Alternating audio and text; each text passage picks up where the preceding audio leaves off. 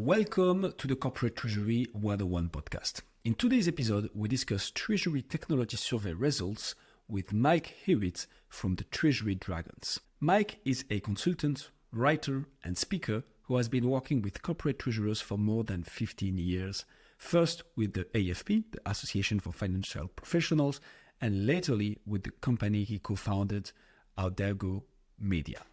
Adaugeo Media creates events, experiences, and content that bring treasurers together to share experiences and learn from each other. Its main brands are the Working Capital Forum, covering every aspect of working capital management, and Treasury Dragons, the leading resource for information treasury technology solutions. In the episode of today, expect to learn what are the top priorities for treasury management in 2024 based on the survey data, what investment strategies are treasurers planning to pursue in terms of technology investment, and what influences their decision-making, how do treasurers commonly face challenges when integrating technology into their operations, the trend in treasury management priorities and investment strategies over the past 3 years, and like always, much more. This Treasury Technology Survey got quite some interesting results, quite a high amount of answers, and it was very good to discuss them with Mike. The Treasury Technology Survey was great to go through. Mike has amazing insight from all these answers, and we got quite some surprises in terms of results and other things that are not surprises at all, but keep on being at the top of the priority list of treasurers. We also discuss use cases and especially the 12 interviews that I've done with answerers face-to-face. Very, very interesting. We hope you will enjoy the episode.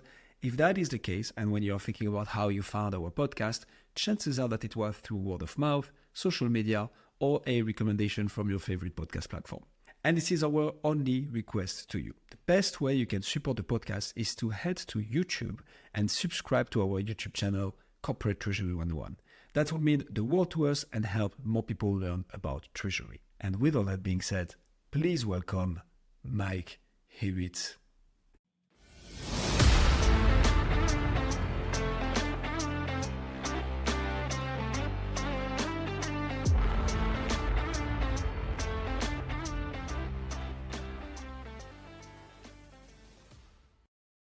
Mike, let's start a bit high level. Can you tell us more about the survey that you guys have been doing?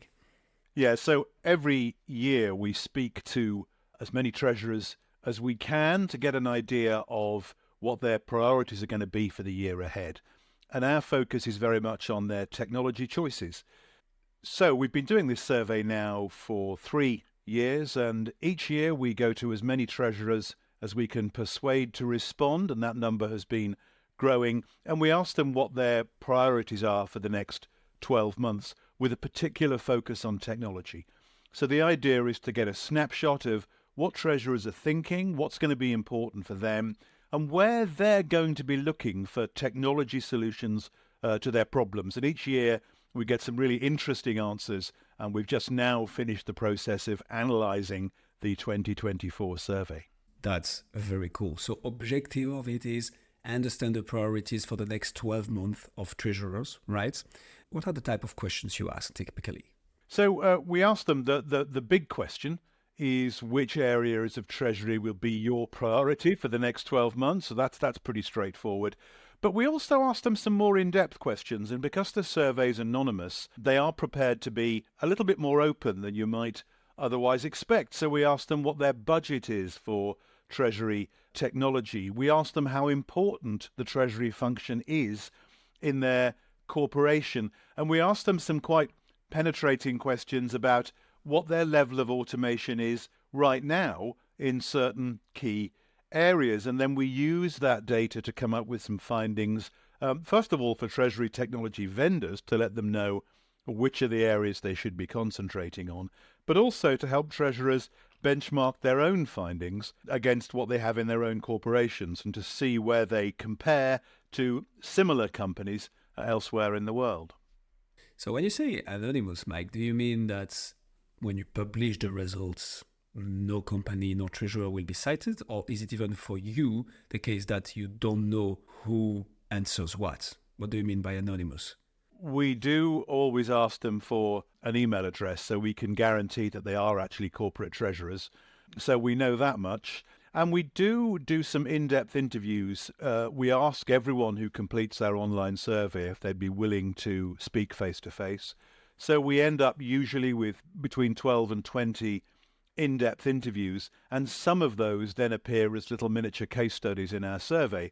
And this year we have some great responses from Avramar, a Greek corporation, from Denso International, the advertising agency, and from Informa, the exhibitions and information group. So it's a mix of fully anonymous, right to, yeah, we'll speak to you, but please don't say who we are. And we quote some of those people without naming them.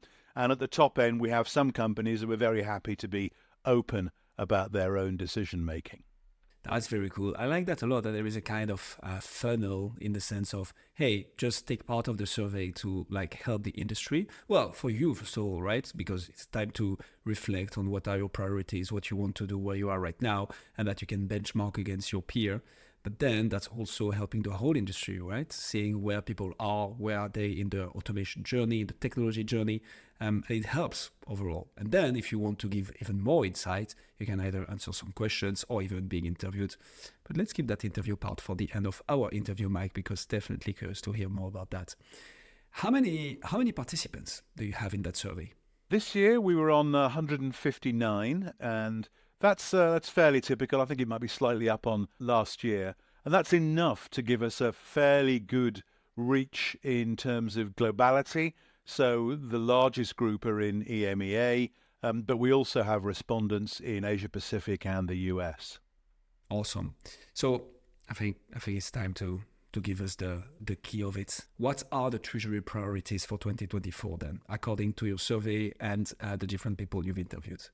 Well, it's really interesting. One thing stands out in every survey we've ever done, and that is cash forecasting. It always has been, and I suspect always will be, the single most important area. So in our survey, 68% of treasurers said that cash forecasting was a priority for this year. And that's way ahead of the next in line. You're looking at about a third of people listing cash pooling, 32%, and 29% mentioned working capital management. So cash forecasting at 68% isn't just slightly more of a priority, it is the absolute number one objective for our treasurers, is to improve the accuracy of their cash forecasting. Let's take a bit of time to reflect on this. Why is that, do you think? Because it's not the first time I hear this, and you mentioned it as well, like often cash flow forecasting is the main priority. And you're seeing this, right, in the Treasury Dragons. Like, aren't system vendors and technology service providers solving for that? If it's that much of a priority for that many years, one after the other, why is it still in 2024 number one by far for treasurers as a priority? It's because no one is ever happy with the quality of their cash forecast. We have one of our Treasury Dragons always uses rather nice phrase, a guy called Andy Gifford, very experienced treasurer and regularly on our show. And he always says that he had a 100% record on cash forecasting. He was wrong 100% of the time. And the truth is that particularly when you get to medium and long-term cash forecasting, no one is ever going to be 100% accurate. But everyone is looking for that holy grail, that silver bullet that will allow them to suddenly produce cash forecasts that are accurate. And why is cash forecasting so important? Well, if you think about companies that go out of business, often it's not because they're not profitable, it's because they run out of cash. So if a treasurer has one job, it's to know their cash position right now and to have a pretty good idea of what their cash position is going to be in a few months or even next year, to make sure that if there is any risk of a liquidity problem, of a cash shortfall, they can take measures to address that now rather than taking emergency measures when it's too late. So that accuracy thing is really important to every treasurer, and they're constantly looking for better solutions. And so are there better solutions out there, Mike? Taking a bit of a tangent here, but like what are you seeing in the field that could answer to this sort of priorities? There are definitely moves in the right direction. So we've heard a lot about AI and machine learning and ways of automating some of these processes and bringing a bit of intelligence to it so that you can perhaps get the machine to draw conclusions from previous data and then push that data, extrapolate that data to give us an idea of what might happen in a few months. The truth is, though, every cash forecast depends entirely on its inputs. So as a treasurer, you're dependent on accurate sales forecasts, for example, from the sales department. You're dependent on manufacturing to give you an idea of raw materials usage and what's going to have to be spent perhaps in a few months' time to buy in those products and services. And you're dependent on all sorts of other inputs from your ERP, from your sales system, from your procurement system. You're looking at receivables, you're looking at payables. So you've got to fix all of those first and make sure that your inputs are as accurate as they can reasonably be. And it's only then that the tools come in. What the best cash forecasting tools can do is to at least automate the process of gathering that data. So they're plugging into ERPs, they're plugging into other systems in the business, using APIs, application program interfaces, to pull that data in as and when it's needed, and then perhaps help you to make sense of that data and create a cash forecast that works. But it's surprising how many people in our survey, when we spoke to them, are essentially still using spreadsheets for that last piece of cash forecasting. The spreadsheet is still a very popular tool, and people are literally typing in forecast amounts from various inputs to create that final cash forecast. And that's what technology can solve for. Some of the best systems are able to take away a lot of that manual work. They can never take that final step because ultimately the forecast depends on the treasurer making a decision, making a judgment call on what seems right. But a good piece of treasury technology can get them a long way there and give them the data they need to make that final call. I like that a lot. And yeah, it makes sense. So we are heading in the right direction. Another thing that strikes me, Mike, is so the top three priorities you mentioned: cash flow forecasting, number one by far, cash pooling, working capital management. Those are three very highly cash management related priorities. Like, where is financial risk management? Where is FX? Where is commodity risk management? Where is counterparty? Like, the top three is cash. How come? Well, essentially because this is a technology survey, so we're looking at areas for which platforms can solve. But I can tell you that FX hedging and dealing, for example, was given as a priority by 11%, so relatively low. And investment management, for example, also 11%. And some of that is simply that treasurers feel they have more control, perhaps, over those areas, and they're able to understand them rather better, and perhaps they feel less in need of machine input. But what I can say is that some of the most interesting data is when we compare those areas that treasurers say are a priority and with those areas that are automated. And what you find is that areas that are highly automated tend not to be so much of a priority. They've already spent the time and the money automating those processes, whereas those that are less automated, and cash forecasting certainly features as a less automated area, those tend to be the priorities. So one way of reading this priority data is to say, well, unsurprisingly, cash forecasting is both a high priority and not very well automated. And that's where you see the priorities for Treasury technology vendors coming out, because clearly an area that treasurers think is very important, but not many of them have automated, is a place where technology vendors should be getting in and helping us to reach decisions on that. Priorities for treasurers are where they feel they have less control over. I really like this way of putting it, because you're right. I mean, if you have something well under control, you don't need any change right now. The change needs to happen where you don't have control or don't have clear visibility, and you need to act on it now. I like that phrasing a lot. And you mentioned another thing super interesting, like those are the treasurer's priority. How about the system vendor's priority then? Do you see them aligning exactly with what the results of this survey says? Or do you feel there is a bit of a mismatch sometimes? Or how do you see it all being interdependent and linked to each other? Well, the Treasury technology market has become quite responsive. If we'd had this conversation, let's say 10 years ago, we might have been looking at a market where there were a relatively small number of treasury management systems. And even 10 years ago, which is relatively recent in technology terms, although a lifetime in other ways, they were still tended to be on-premise. So people would buy a treasury management system. It would be a significant expense. They would get their IT team to install it in a big room in the basement, and they would then use it. Of course, fast forward, that has completely changed. The vast majority of these installations are now software as a service. They're on a subscription basis, and treasurers are used to paying a fee on a monthly or annual basis to access that system. And some of the security concerns that maybe have prevented people going for SaaS solutions really have now effectively gone. So what we can say is that that market has since then exploded. We've had lots of startups, lots of smaller fintechs who are addressing very niche areas, and we call those best of breed. So again, where once you'd have bought a treasury management system and said that should do everything, now you might well still have a treasury management system or a TMS, but you'll also be shopping for best of breed solutions that just does cash forecasting, for example, or cash pooling, or foreign exchange, or fraud prevention, or any one of a number of other key tasks. You can now buy best of breed solutions and expect them all to play nicely together. So the treasurer now expects that it should be able to plug solution A together with solution B and have them both talk to his banks or her banks and to the ERP and to other systems. So we're now in a world of multiple solutions, all addressing individual problems and doing it very well.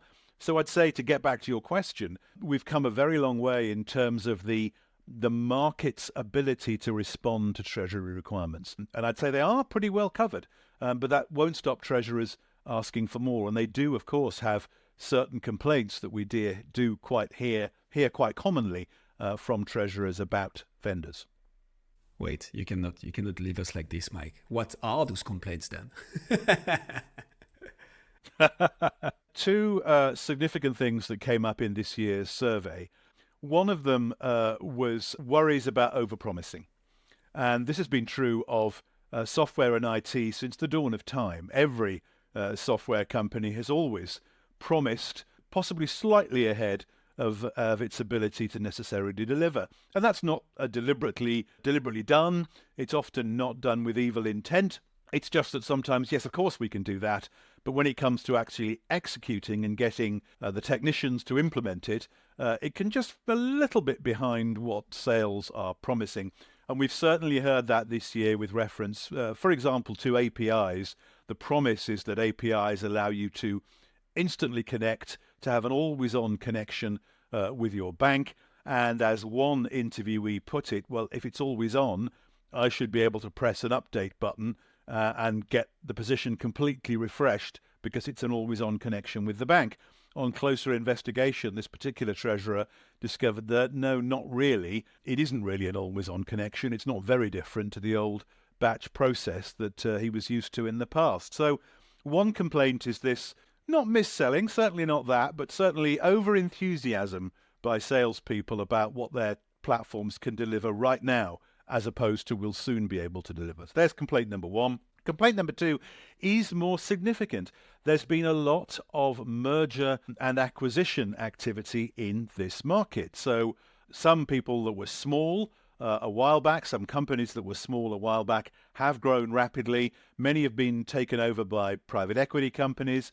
There's been a fair amount of, I would say, positive activity in bringing some of these smaller fintechs together to create larger and arguably more stable corporations. We have heard from some of our interviewees that they've seen a drop in service levels while that has been going on, that they feel that sometimes they've been distracted. These companies have been a little bit distracted by the process of being acquired or acquiring and everything that goes on in that process, and perhaps service levels have not been what they would want.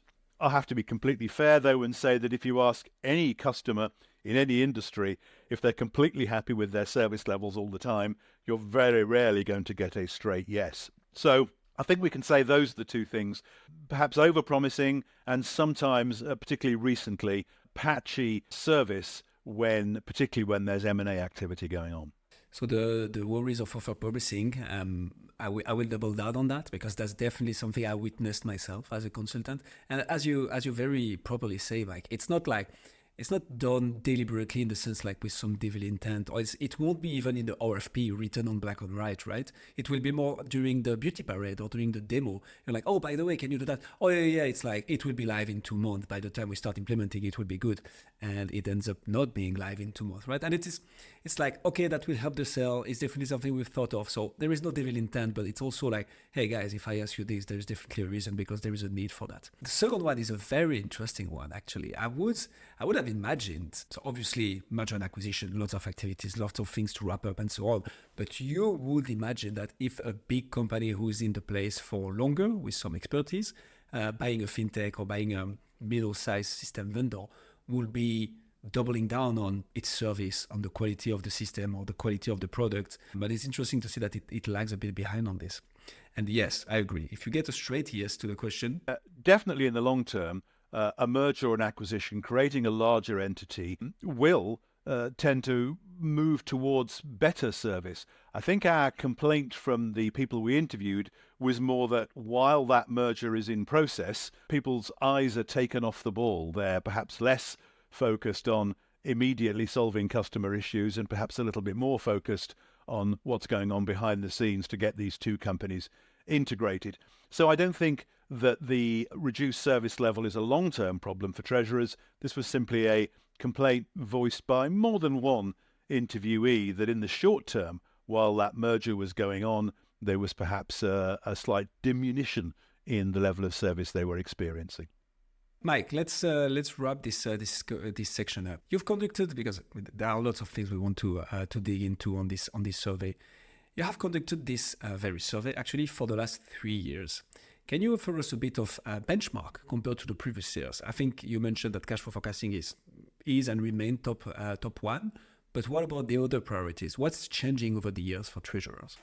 One thing we've seen, cash forecasting does remain the number one, but it's cited this year by even more treasurers than ever before. Interestingly, working capital management was not something we previously surveyed, but because it has become such a feature in the last 2 years, and we can speak in a moment about why that's the case, we wanted to sort of test the water, and it's come straight in as our third priority, slightly ahead of corporate payments. And let's just go straight there and talk about why working capital and indeed why cash forecasting and other cash management factors are so important. And it's very simple.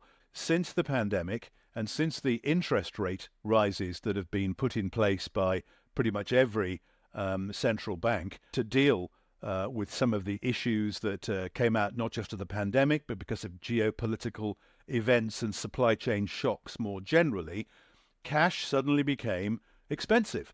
So many corporate treasury teams, if you'd been in corporate treasury for less than a decade, you'd been completely used to the idea that there was really no cost to getting hold of cash. You could borrow at, as close to zero as made very little difference. And no one really had an incentive to spend very much time thinking about the cost of borrowing, the cost of getting hold of cash to fund your business and ensure its liquidity. And then suddenly people were faced with real interest rates and significant real interest rates. Cash was suddenly expensive. So optimizing cash and making sure you had as much of it as you needed, and ideally a little bit more, became a real priority. So that's what we have seen. The big change has been an upsurge in the importance of working capital, in liquidity, and in managing the cash-to-cash cycle to make sure that you have the cash you need when you need it. And I don't think that's going away anytime soon. People are saying, well, interest rates are about to start falling. We're going to see, perhaps they have peaked. Does this mean that the constant focus on cash will go away? Eventually, it may well do if we get another period of sustained low interest rates. But I think people have been shocked by how quickly things changed, how supply chains could suddenly be cut, and you had to go and find new suppliers and certainly have cash available, perhaps even set up new production in different parts of the world. That shock will stay in the minds of treasurers and CFOs for some time to come. So I suspect that we're not going to see working capital and cash more generally being any less important in the next 5 or 6 years. So talking about that cash, Mike, how do you see and where do you see treasurers investing their cash in the coming months, years, in a period of such high interest rate, where, as you mentioned, cash is expensive? Treasurers better make good use of it. So where do you see them, and also from the survey, investing that very cash? Well, I could say that investment is not something we cover in the survey because it is a technology survey. We're asking them about the platforms they use. But I can say that we did talk to some people about where investments were being held and where they were going.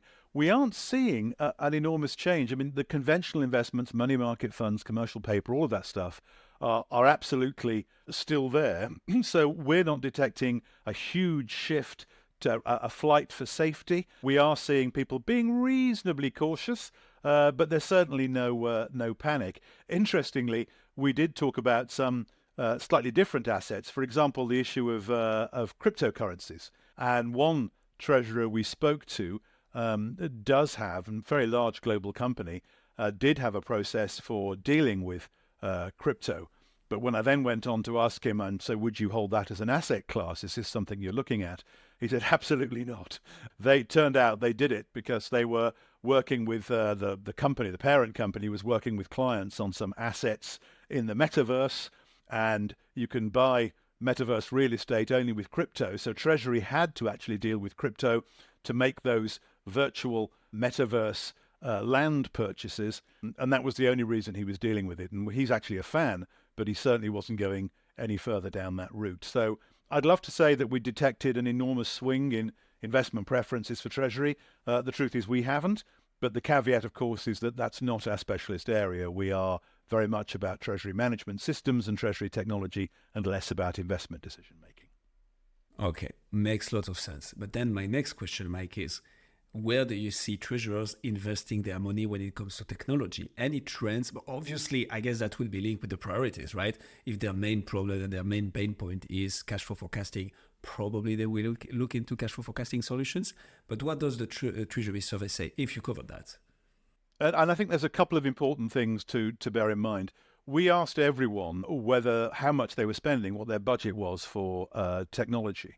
And it's fairly clear where the sweet spot is. And 39% of our survey had a budget of between $50,000 and $250,000 US per year for Treasury technology. And for 63% of them, that was pretty much the same as the previous year. However, for a third, 32%, that was more. So the budget had increased year on year, and we believe that's down to essentially this focus on cash, this focus on working capital is prompting more questions from CFOs and from boards about the cash position.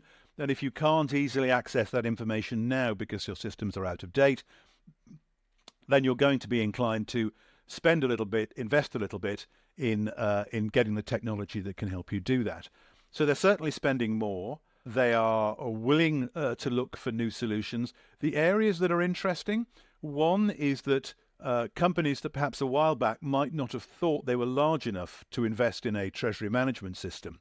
We're talking here about what's today called fast growth companies, somewhere, you're north of 100 million in revenues, but you're not up to that billion plus multinational global corporation level. And there are plenty of new companies that are in this space, and the cost of actually producing and delivering these services is falling quite rapidly. So, for example, the typical implementation cost, even for a very substantial TMS, might be 100,000, but monthly SaaS fees might be 6,000 to 8,000. So for corporations in that, let's say 300 to a billion space, these are not colossal sums. And they're dropping all the time. There are specialist companies producing treasury management systems that are becoming much, much more affordable and much easier to implement and don't necessarily need a lot of input from internal IT. So the future is, yes, budgets are increasing. Treasury management technology is becoming within the reach of a wider range of companies. And that thing we mentioned earlier, that idea of best of breed, means that it's now possible to plug gaps you may have in your technology stack by buying a specific solution for a specific problem, rather than having to invest in a whole new treasury management system. And I would love to follow up on this, Mike. So do you see this as a trend? I'm quite curious to understand. A lot of treasury vendors nowadays claim that modular solution approach, which makes sense, right? You might not want to install a full-fledged TMS where you just have FX hedging issue. You might just want to look into a solution for particularly that. But according to the survey, according to the treasurers themselves, do you see that trend? Do you see them being like, you know what? I might not just go with a full-fledged TMS, but go for 2-3 different best-of-breed modular solutions. Is it actually happening?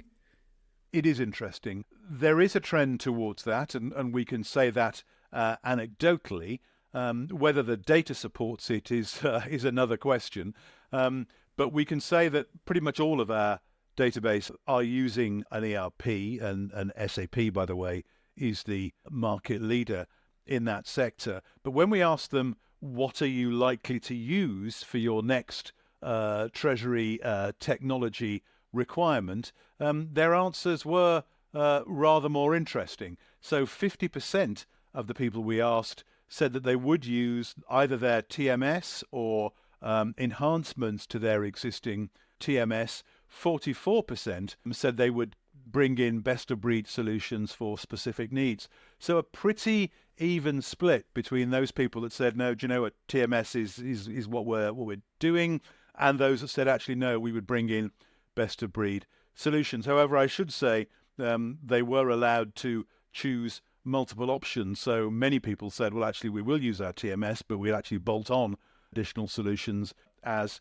well. Now, anecdotally, and again from face-to-face interviews, one of the issues that treasurers face is that most are not trained IT specialists or technology people. Some of them are lucky enough to have a techie person within the treasury team, but a lot of them don't necessarily relish the role of being a technology integrator themselves.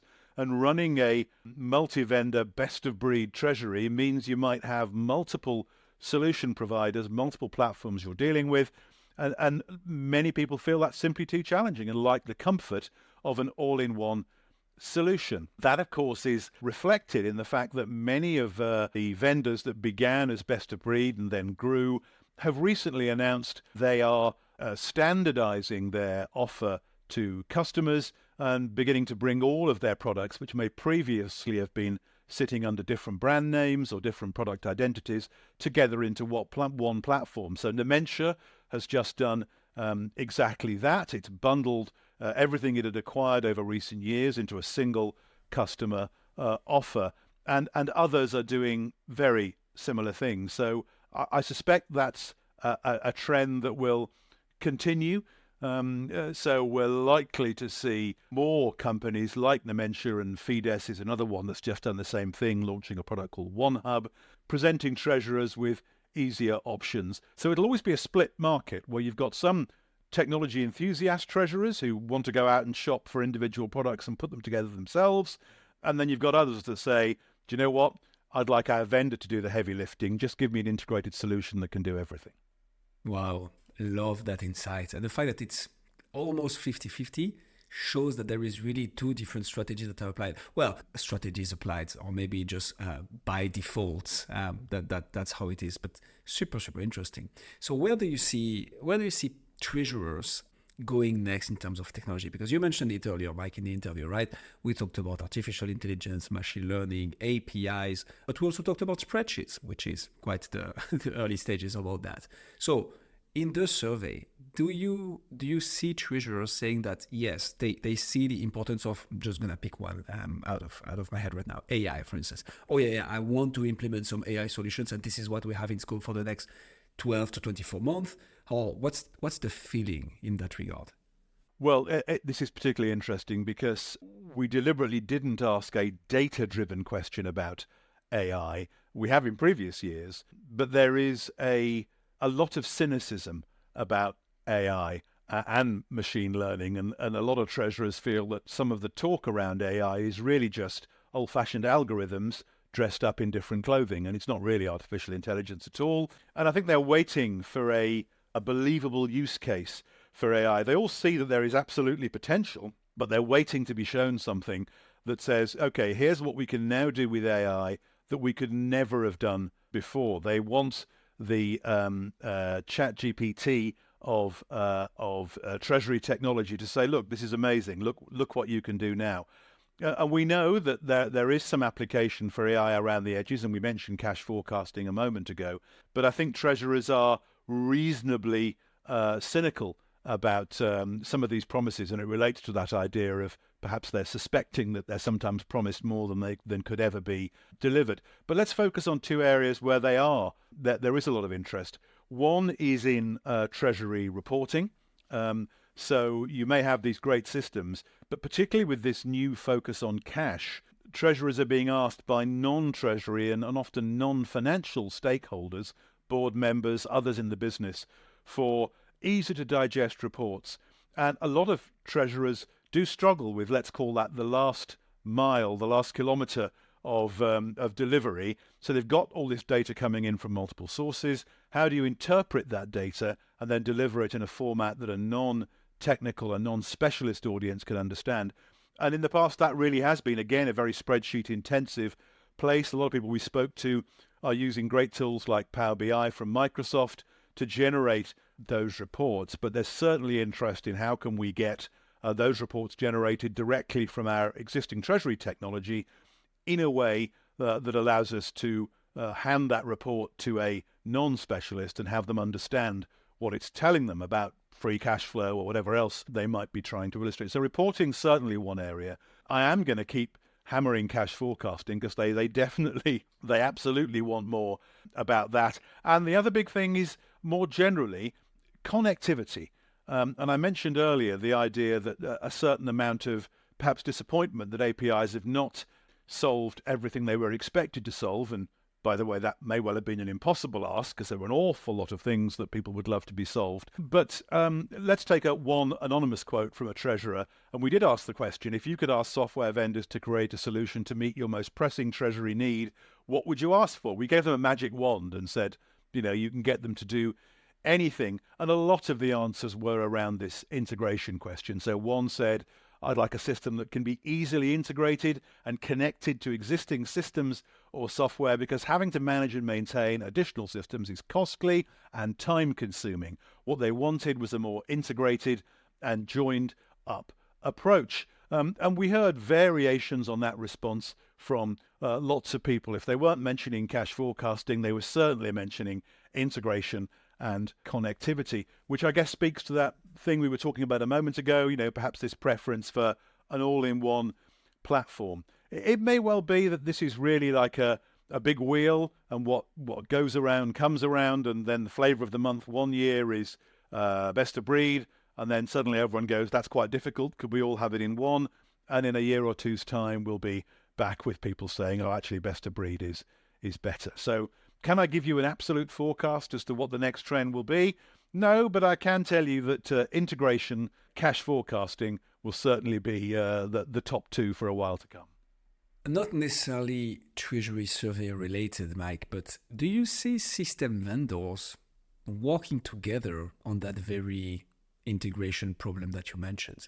And here I'm not talking only between Treasury system vendors, but I don't know, you mentioned SAP earlier, so let's take the example of that one. Do you see, to name a few big, Kyriba, FIS, Nomentia, and other platforms, I don't know, I saw some of your, Copa, Cobase. Do you see all those actors working together to offer that integration to the treasurers, knowing that that's what they want? Or would that be too much of facilitating competition? Like, how do you see this interacting in the market? There are several players here that need to be connected. So you've got the Treasury technology platforms, those specialist platforms, but you've also got the banks, the ERP vendors, and completely different technologies. We mentioned earlier, for cash forecasting purposes, platforms like Salesforce.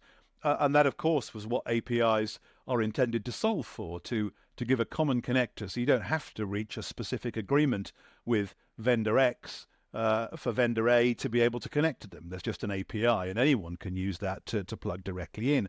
As I said, it's not turning out to be quite like that. So there are lots of conversations between technology vendors and particularly with banks. Are there specific conversations between technology vendor A and technology vendor B in the direct treasury space?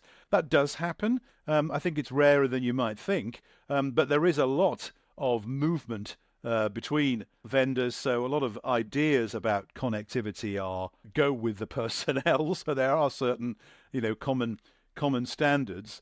But I would say that, yeah, it's on everyone's mind. Connectivity is so important to treasurers, as we've just heard, but it's important in every area of business, not just in treasury. So yes, there are conversations. Yes, everyone wants to be seen as being fully interoperable with other systems a treasurer might have.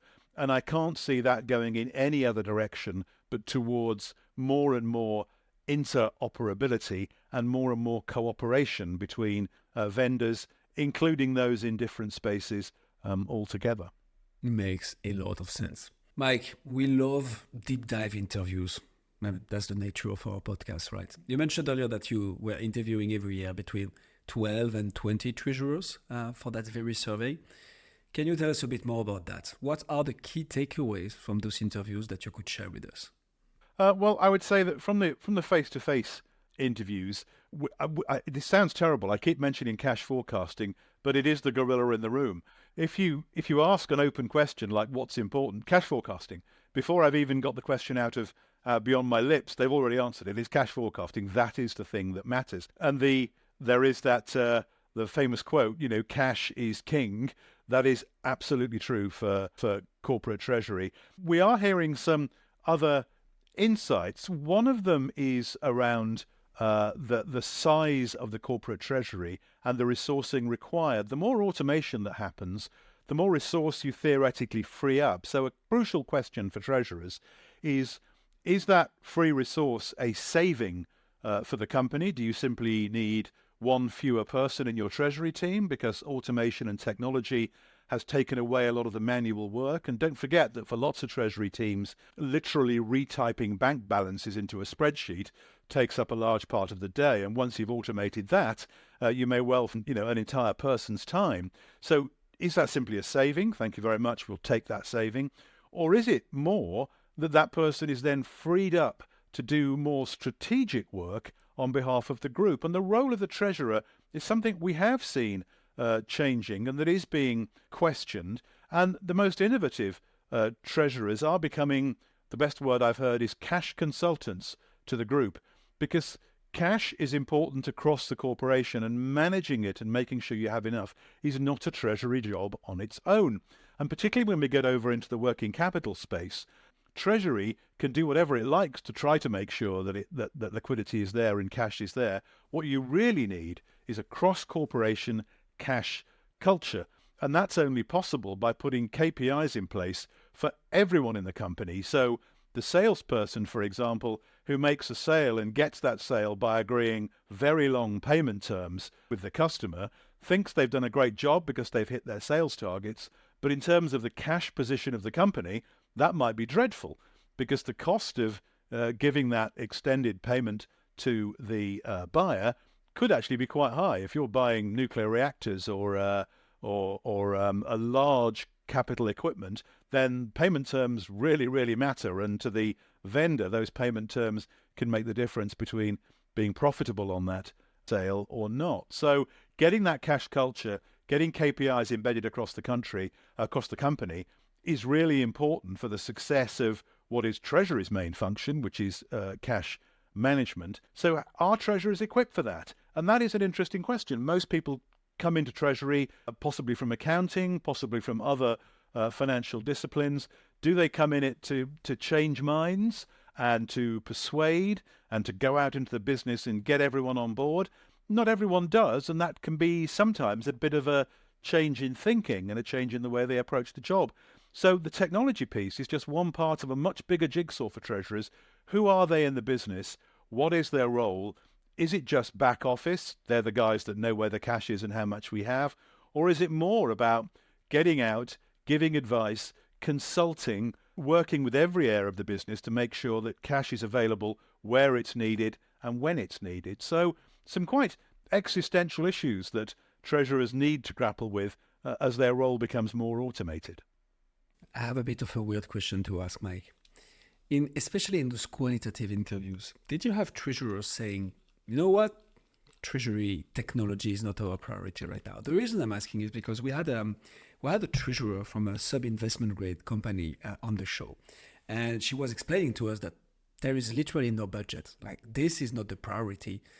Most of the things that treasury needs to do right now to, keep the head above water for the company can be done via a few people and some spreadsheets. Is it something you've seen or heard for other reasons? Maybe I'm just citing this example because that's the one I know of. But do you have case, and I would say it's funny cases, of treasurers saying, hey, this is all great, but technology not for me right now, or not for our company at that moment? Yes, we do. And in fact, if you download the guide, and I recommend everyone does when it's published in the next couple of days, you'll see that we actually have a case study on the record from a company called Avramar in Greece, and Mariana Polykrati is the relatively new treasurer at that company, and she's very open about the fact that there are other problems to solve before she commits to getting technology on board and bringing a TMS into the business. She can absolutely see the use case, but there are all sorts of other things that need to be solved first. So there's one specific on the record example. But we certainly see that there is a tipping point for most companies. Up to a certain level of complexity, people can manage with spreadsheets. And I had one treasurer tell me in a roundtable discussion that we held once, ironically, it was a spreadsheet recovery group. We had the idea that some people were addicted to spreadsheets and that what you had to do was kick the habit and bring in technology to replace it. And one person said, well, no, hang on, this is actually that's my job. That's what I do. I type balances into spreadsheets. And if I'm not doing that, then what am I doing? And the answer, of course, is that that's great to a certain level, but most companies do pass a point. And sometimes that's a level of turnover. Sometimes it's simply complexity with multiple subsidiaries and multiple reporting lines. But I would say that sooner or later, you're going to need a technology solution that's more than just a spreadsheet. And of course you can make spreadsheets work.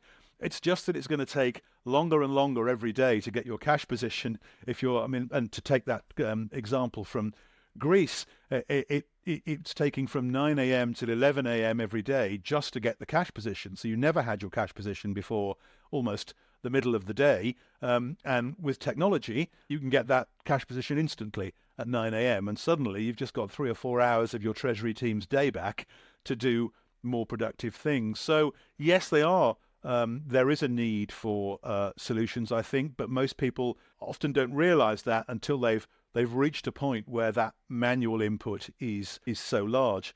I'm reminded of a cartoon which has been popular on social media, particularly on LinkedIn, for a while, so everyone will have seen it.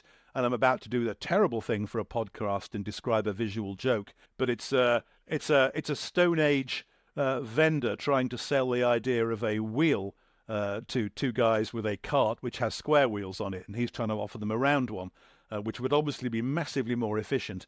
And their reply is, not now, thanks, we're far too busy, because of course the cart with the square wheel is almost impossible to move, so it takes them all day, and they therefore don't have time to look at the solution which would actually take away all of that. And I think we do get some of that in some treasury teams. We're way too busy inputting data to think for a moment about automating.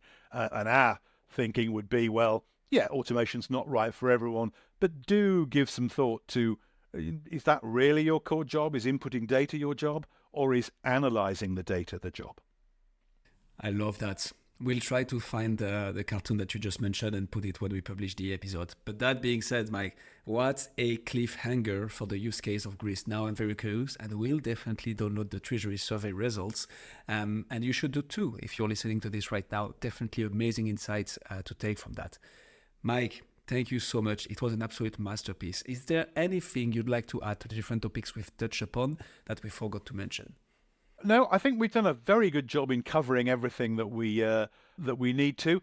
Two things I'd say. One is do have a look at the report and do get in touch with your own stories. If you're a corporate treasurer and you violently disagree with anything I've said, and you may well have done, feel free to get in touch either with Treasury 101 or with us at Treasury Dragons, and we love input. So let us know. The second thing is clearly do join us on a Treasury Dragons session. And if your obsession is working capital, then you might want to join us in Amsterdam in November when we have a full day of working capital at Working Capital Forum Europe, another event in our stable.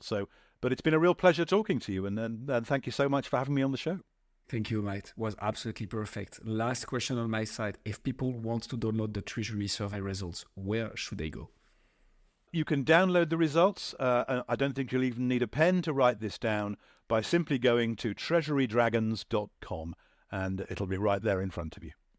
Absolutely awesome. Thank you so much, Mike. Thank you.